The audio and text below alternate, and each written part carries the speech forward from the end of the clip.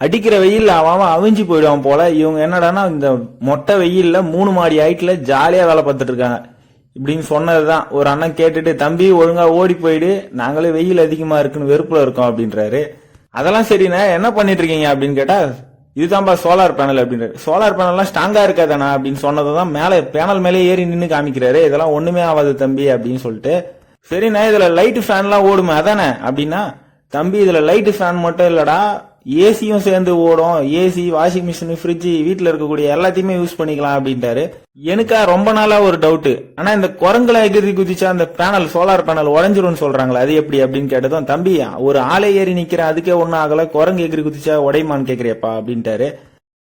இவர் என்ன சொல்றாருன்னா, 1 கிலோவாட் சோலார் போட்டாலே ஒரு நாளைக்கு 4 இருந்து 5 யூனிட் கரண்ட் உற்பத்தி ஆகுமா. இவங்க 3.3 கிலோவாட் போட்டிருக்காங்க. அப்போ கணக்கு பண்ணி பாத்தீங்கன்னா 890 யூனிட் கிட்ட ஃப்ரீயா கிடைக்குது இவங்களுக்கு.